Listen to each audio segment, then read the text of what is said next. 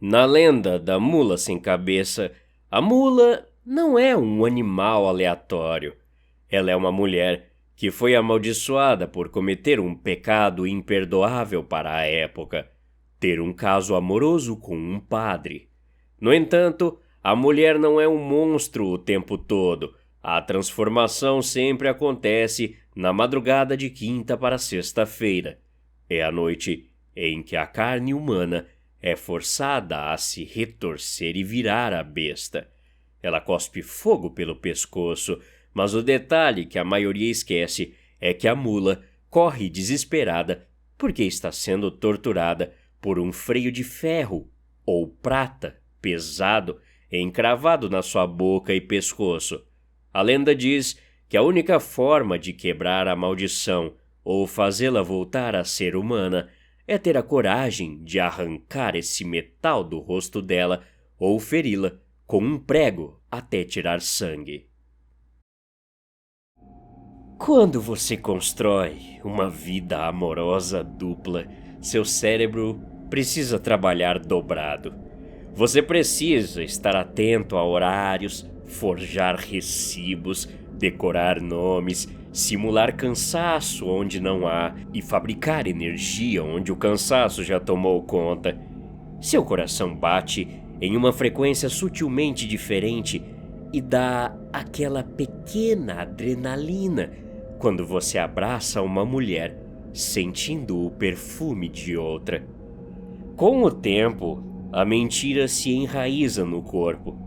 Isso para mim nunca foi um problema, até eu aprender que existem coisas nesse mundo que se alimentam disso, se alimentam da química que o corpo exala quando a boca corrompe a verdade. Eu me considerava o mestre da falsidade. Meu nome não importa mais, mas a minha rotina era a de um fantasma que transitava entre duas realidades. Eu trabalhava como entregador autônomo, usando minha moto pelas rotas de escoamento agrícola no interior do estado.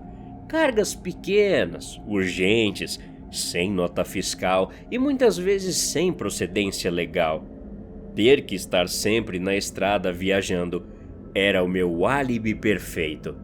Na minha cidade, eu tinha a Laura, uma mulher de família tradicional que acreditava que eu estava economizando para o nosso casamento, que confiava nas minhas desculpas sobre problemas mecânicos e tempestades que me seguravam fora de casa.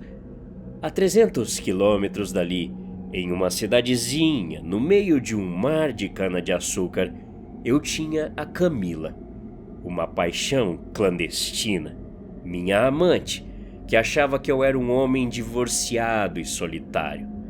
Eu transitava entre essas duas mulheres normalmente. Sempre fui o homem perfeito para ambas, moldando minha personalidade conforme a conveniência. A mentira fazia parte. Eu não sentia culpa, sentia apenas o vício da adrenalina de quase ser pego e a satisfação de sempre escapar ileso. Eu acreditava que o controle sobre isso era absoluto. Uma coisa é você ser burro e trair a sua companheira com uma mulher na própria cidade. Outra coisa é ter a amante a quilômetros de distância. Mas a natureza, ela tem regras que a arrogância não pode reescrever. O começo da queda dessa torre de baralhos da minha vida começou com um erro estúpido. Um pneu careca, um escorregão numa curva mal iluminada. Fui lançado para o acostamento. Sobrevivi com alguns arranhões graças à velocidade e o cascalho macio. Mas meu capacete encontrou uma pedra pontiaguda. O casco dele rachou do queixo até a nuca, o tornando inutilizável. Eu tinha uma entrega para fazer e o encontro marcado com Camila em poucas horas. Seguir viagem sem proteção em rodovias patrulhadas era pedir para perder a carga e a liberdade. Empurrei a moto até o vilarejo mais próximo, um aglomerado de casas de tijolo exposto, poeira vermelha e ruas que pareciam não levar a lugar nenhum. Não havia lojas de peças ou concessionárias, apenas bares e uma galeria comercial abandonada. Foi no fundo dessa galeria, sob uma placa de metal corroída pela ferrugem, que encontrei a porta de um lugar chamado Baú de Traças. Um antiquário com pilhas de móveis entalhados que bloqueavam a passagem, araras de roupas que pareciam trajes de defuntos se espremiam contra a vitrine cheia de objetos descartados. Atrás do balcão, uma mulher muito velha folheava um livro em branco. "Preciso de um capacete", eu disse. "Qualquer coisa que sirva para evitar uma multa." A velha não ergueu os olhos. Com um movimento lento, só apontou o dedo para uma prateleira isolada nas sombras. Fui até lá e afastei uma lona encardida. O objeto repousava sozinho. Era um capacete estilo open face, negro, mas não era feito de plástico ou fibra. O casco era de um metal fosco, pesado, que não refletia a pouca luz do ambiente. O interior era forrado com um tecido escuro, quase carnoso, mas a esquisitice estava na jugular. Não havia fita de tecido nem fecho de engate rápido. A tira que deveria prender o capacete ao queixo era uma malha de prata puríssima. "Isso é bizarro. Quanto custa?" perguntei, pesando a peça nas mãos. A prata parecia vibrar levemente. "Ele não tem preço fixo. Ele cobra o que você deve." A voz da velha respondeu. "É prata estanhada. Você sabe como a prata se comporta, né? Ela tem alergia à falsidade. Pode levar, de qualquer forma te será muito útil." Eu sorri, achando graça da frase teatral dela. É óbvio que a velha queria criar uma mística em torno de uma velharia inútil. Deixei 2 notas no balcão e saí de lá com o capacete, aliviado por ter resolvido o problema. No acostamento, coloquei o capacete na cabeça. O encaixe foi perfeito, como se tivesse sido feito sob medida. Puxei a malha de prata por baixo do queixo e engatei o gancho de aço. Tentei afrouxar um pouco, mas a trava parecia ter selado. Tudo bem, pensei. Era melhor estar apertado do que voar da cabeça em um buraco. Montei na moto e liguei o motor. Antes de engatar a primeira marcha, meu celular vibrou no bolso da jaqueta. Era a Laura. Tinha mandado uma mensagem de áudio no WhatsApp. "Oi, amor", ela disse, sua voz misturada com o som de uma televisão ao fundo. "Você vem amanhã? Minha mãe quer fazer aquele almoço que te prometeu." Oi, linda. Então, o caminhão da transportadora quebrou e eu fiquei preso numa cidade para fazer o repasse da carga. Tá uma chuva terrível por aqui. Acho que só consigo voltar na segunda-feira. Desculpa, amor. Te amo muito." Assim que mandei esse áudio para ela, assim que a última sílaba cruzou meus lábios, eu senti. Não foi imaginação. A malha de prata sob a minha mandíbula apertou. Um movimento súbito, como se a catraca invisível tivesse sido girada. O gancho roçou contra a pele do meu gogó. Eu engasguei, levando a mão ao pescoço em um reflexo instantâneo. Coloquei o celular no bolso de novo, o coração disparando. Tentei abrir a fivela. Puxei com os 2 polegares, rasgando a ponta das unhas. A prata estava rígida. Passei os próximos 10 minutos lutando contra o metal na beira da estrada, mas o objeto era invulnerável à minha força. Decidi que iria até a cidade de Camila, a mais próxima, pegaria algumas ferramentas e cortaria aquela porcaria da minha cabeça. A viagem até lá foi um tormento. A prata parecia reagir a cada pensamento que eu tinha. Quando cheguei ao apartamento de Camila, A pele ao redor da jugular já estava arroxeada e latejante. Ela me recebeu na porta, vestindo apenas uma camisa minha, com um sorriso. Você demorou. Achei que tivesse esquecido de mim. Ela brincou, me puxando pela jaqueta. E por que você não tira esse capacete pra gente brincar, hein? Eu não podia dizer que estava preso naquilo. Meu orgulho era maior que meu pânico. A trava emperrou, amor. Peguei muita poeira na estrada. Tem um alicate na sua caixa de ferramentas? Outra mentira. E no exato instante que ela foi proferida, a catraca girou novamente. Dessa vez, a dor me fez cair de joelhos na sala. A malha de prata não apenas apertou, ela começou a cortar a pele. Um filete de sangue quente escorreu pelo meu pescoço, manchando o colarinho da minha blusa. Camila gritou, correndo para buscar algo, mas o terror que se instalou em mim não era pelo corte, era pela compreensão do que estava acontecendo. A prata não estava apenas me sufocando, ela estava criando raízes. Fugi do apartamento dela sem dar explicações. Acelerei a moto em direção a um motel na beira da rodovia, um lugar onde ninguém faria perguntas. Tranquei-me no quarto e fui até o espelho do banheiro.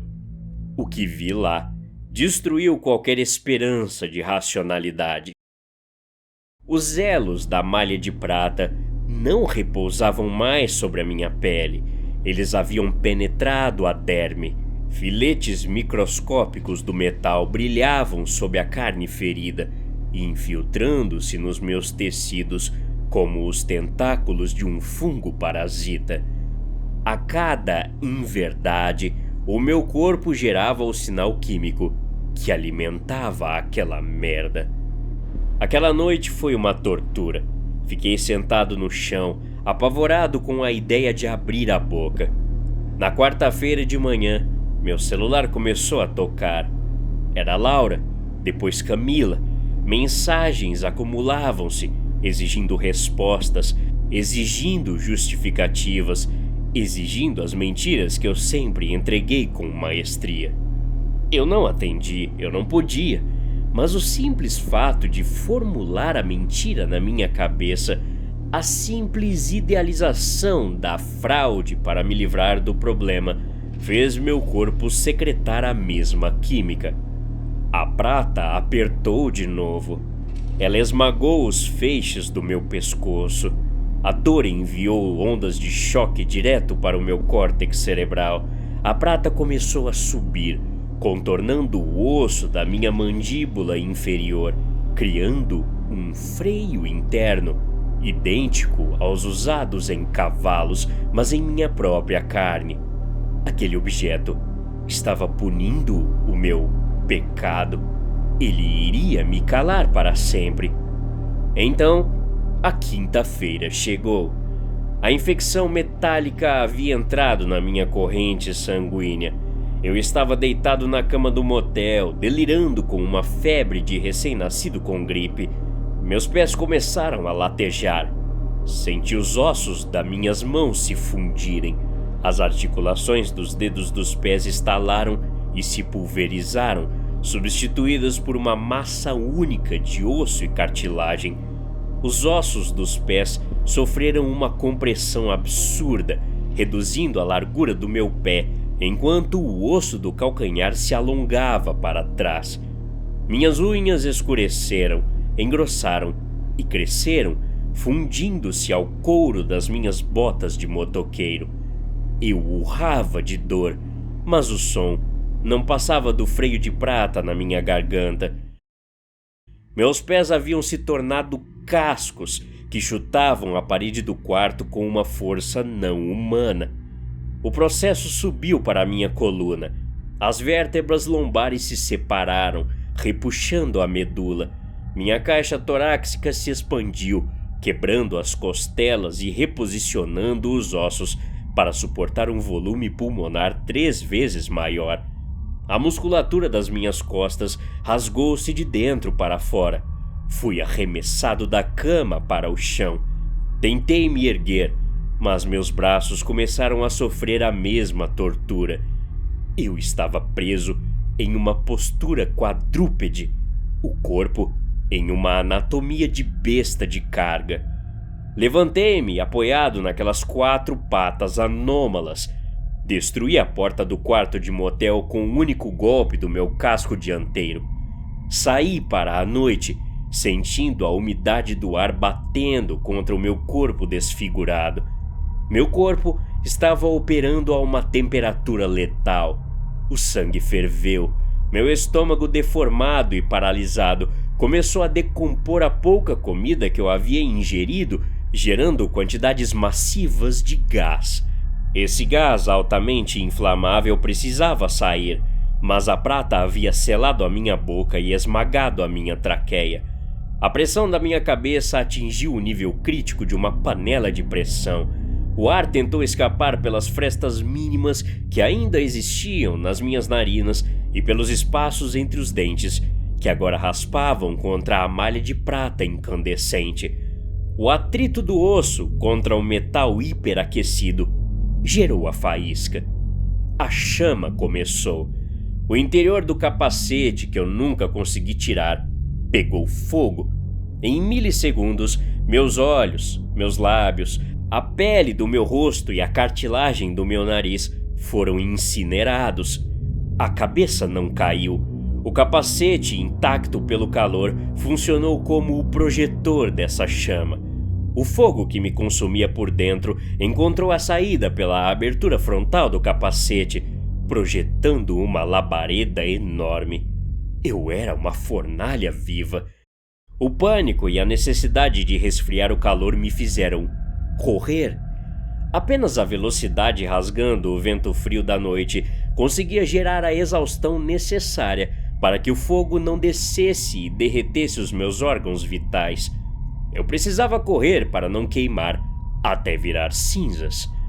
O som dos meus cascos no asfalto ecoava pelas rodovias vazias. Cruzei fazendas, plantações de soja e canaviais escuros. Deixava para trás um rastro de fumaça. O fogo que saía pelo meu capacete derretia as folhas das árvores próximas e deixava uma trilha de fuligem incandescente por onde eu passava. E a pior parte da maldição se manifestou: a peregrinação da culpa. O parasita controlava a direção e ele sabia dos meus pecados. Fui forçado a correr até as bordas da cidade onde Camila morava. Passei pela rua do apartamento dela.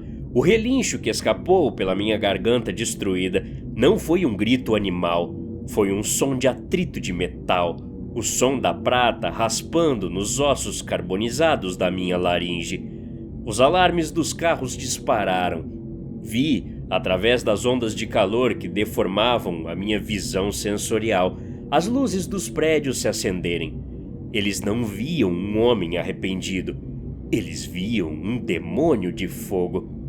Eu não tinha controle para parar, não tinha controle para virar. Minha mente, fraturada pela dor irreparável, gritava no escuro do meu crânio assado, implorando para que meu coração falhasse, implorando por um infarto que encerrasse aquilo.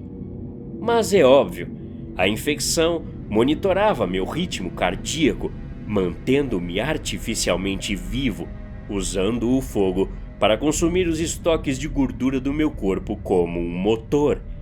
A noite parecia interminável, um purgatório estendido até o limite da loucura absoluta. Quando a luz da madrugada finalmente começou a romper a escuridão no horizonte, a atmosfera mudou, o ar esfriou, a umidade aumentou e o gatilho do parasita viu a presença iminente do sol. Tudo parou. O suporte que me mantinha em pé falhou instantaneamente e eu desabei rolando por uma ribanceira de terra vermelha na beira da estrada. O choque quebrou os galhos e esmagou arbustos até que meu corpo pesado parou no fundo de uma valeta seca. Sem a corrida, o oxigênio faltou no meu pescoço. A labareda imensa falhou e sugou a si mesma de volta para o interior da minha traqueia. O fogo se reduziu a uma brasa no fundo do meu peito, emitindo uma fumaça fina que continuou vazando pela abertura do capacete. Na lenda da mula sem cabeça, dizem que ao nascer do dia, a besta se transforma novamente na mulher arrependida, nua e chorosa no meio do pasto. Mas a realidade não permite isso. A carne não muda simplesmente de volta só porque é dia. Nada aconteceu. Minhas pernas não se desfizeram. Meus cascos não retrocederam para revelar dedos humanos. Com um esforço, tentei erguer a cabeça, ou o que restava dela. O capacete continuava inseparável do meu pescoço. Durante o dia, meu metabolismo entra em um estado de hibernação profunda, um transe induzido pelas toxinas que o parasita libera na corrente sanguínea. Eu não durmo, pois não tenho mais um cérebro capaz de produzir sonhos. Sou reduzido a uma percepção tátil. Sinto o calor do sol cozinhar as formigas que tentam andar sobre os meus cascos frios, mas que morrem asfixiadas pelo vapor de enxofre que exala dos meus poros. Sinto o cheiro da poeira levantada pelos caminhões que passam pela rodovia próxima, os motoristas ignorantes de que há um demônio paralisado no fosso a poucos metros do asfalto. A dor de estar vivo nesse estado é constante, um ruído de fundo que substituiu a minha identidade. O baú de traças não cria fantasmas, ele cria hospedeiros do folclore. E a pior punição, no fim das contas, não é o fogo, é a espera. Porque o dia sempre acaba, as sombras sempre começam a se alongar sobre os campos secos do interior, a temperatura sempre cai e a luz morre para dar lugar à escuridão. E quando isso acontece, o ciclo reinicia, a prata nos meus ossos vibra, o estômago começa a gerar gás novamente. A faísca bate no fundo da garganta. Eu não posso pedir ajuda, não posso implorar perdão para Laura ou confessar a verdade para Camila. A boca que proferia as mentiras foi incinerada pelo resultado delas. O sol está se pondo agora. A brasa no meu peito começa a esquentar. Daqui a pouco, o fogo vai devorar o espaço dentro do capacete e o desespero por oxigênio vai forçar minhas pernas a se erguerem. A corrida vai recomeçar. As estradas vazias vão tremer com o impacto dos meus cascos. E qualquer um que cruzar o meu caminho não verá a tragédia humana que carrego. Verá apenas a mula sem cabeça, o clarão da punição cortando a noite escura. A lenda é mentirosa, mas a ciência é real. O fogo nunca terminará de queimar a vida de um traidor mentiroso. Até a próxima. Obrigado.